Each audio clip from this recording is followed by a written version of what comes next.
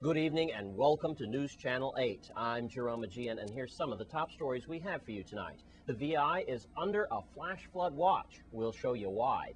A huge seminar on gang activity in our territory and an update from Diageo. These stories and more are up next on News Channel 8.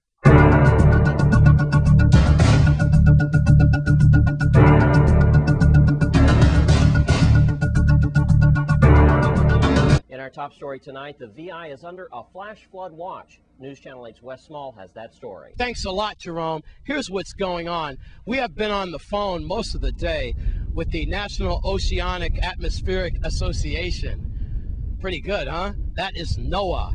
And we have been talking to the National Weather Service. We are experiencing a tropical wave that went over the Dominican Republic and Puerto Rico recently. Folks, it's pretty simple. A lot of activities this weekend will be under shelter. But nonetheless, as you can see here in downtown Christiansted, we do have intimate pieces of sunshine, but we will be under a flash flood watch for the entire weekend. Mostly it'll be 80% chance of showers throughout the weekend, then drifting down to about 50% like Sunday night, and by Monday morning we should be back to like 20 or 30%.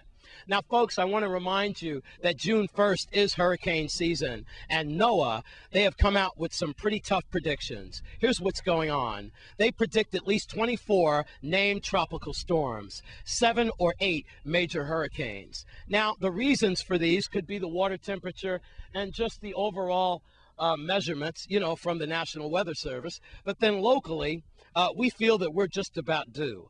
A lot of bathers recently have told me that even early morning hours, the water temperatures have been astronomically high. That could be a deadly sign for hurricane season. Now, later on, Jerome Aegean will give you the entire weather update later on in the show. But for now, again, small craft advisory, flash flood watch. So watch yourself out there and stay dry this weekend. In downtown Christiansted, I'm Wes Small for News Channel 8. Thanks, Wes. And, of course, I'll be giving you the full weather report later on in the show today. And in other news, believe it or not, our territory is becoming a hotbed for gang activity. News Channel 8's Wes Small files this report. Thanks a lot, Jerome. This is the Anti-Gang Committee, and I'm here with Ruben Dowling. I've had him on before. He's a local author. Ruben, you were telling me about the PTA participation is appalling, and do you believe that could be a direct link to gang activity when parents don't go to the PTA meetings? Well, I work as a motivational speaker in the schools, and I really believe that that's the only advantage that Country Day and Good Hope and Antilles School have over the public school. I believe the fact that their parents are there. In the public school, at some public school, the PTA attendance record is under 5%. You know what I mean? And the Virgin Islands legislators, in their wisdom, they passed a law saying that all employers in the territory must allow their employees 2 paid hours off every month to go to school and check on their child's progress. That's right. And 98% of our people does not take advantage of this. And so I'm a firm believer that if parents would go to school and work with the teacher, we can avoid the youths going to the gangs. You had a good point. Remember what you said? You said, sadly, when the parents do come to school, it's too late, and it's because of a confrontation, and then everyone's at each other's throats. It shouldn't come to that, should it, sir? Well, it seemed like I see some parents come to the school if they hear the teacher yell at the kid or something like that. And they don't come to the school to check on the youth progress. That seems to be the only reason they want to come to the school, if it's to war against the school or the teacher or something, And I think that the teachers, it do take a village, and we can't do it by ourselves. Yes, sir. And the teachers or the police ain't going to stop this problem by themselves. The parents need to be there with the children and help supervise and help back the teachers up. Mr. Dowling, I respect the depths that you've come from and how you give it back to the community.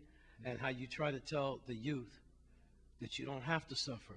You don't have to do it. You could do the right thing, listen to your parents, stay in school, and be positive, and you'll come out all right. And with that, sir, I applaud you still.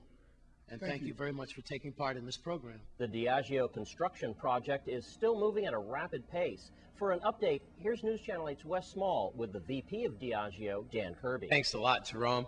Kind of dodging the bullets again today. I'm here with Dan Kirby, so we're inside the Diageo This is like the main office down near Right. Company Street and all that. So with the captain in back of us.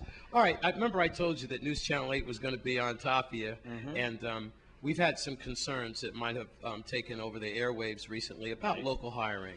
And please explain to us what's going on with that. Sure. I mean, right to date, I just got the statistics from the site, and we've actually had roughly 135,000 local man hours, which we're pretty proud of. 57 companies that have worked on our site since the start, and it's these companies that help get us where we are today. I think it's been great for them to be working with us, and it's really them that's helped out. All right. And as far as the going with the I want to say up to date. Are we up to date? You guys are moving really fast. You're talking about the stills and so forth. Sure, exactly. Yeah. I mean, we have some specialized crafts coming in. As you know, the stills, we bought them from Thompson Distill, which is a world-class distiller. And, you know, it's their responsibility to make sure that these stills get installed properly and, you know, that the warranties aren't voided. So we do have some off-island people working here. No different than we're going to be bringing in a cooling tower that comes in from Mexico. We'll have some people that will come in, specialists that'll install it, and just for 6 weeks. Collaborated. Exactly. So how many exactly of these Spanish workers do you have on this high-tech still? Actually, right now we have 19 workers from Spain that are working on the project here. All right. So. Now, once again, we've gone through all this. You guys are registered at the Department of Labor. Absolutely. So absolutely. if people want to get in touch, all they got to do, what kind of laborers, if you're still looking for some folks, what are you looking for? Yeah, I mean, we did put a posting at the Department of Labor for 88 roles, welders, pipe fitters. We have had some applicants that have applied. We've been interviewing, looking to move those into the operations. One of the things that I wanted to mention as well is that on those postings it said we needed a TWIC card.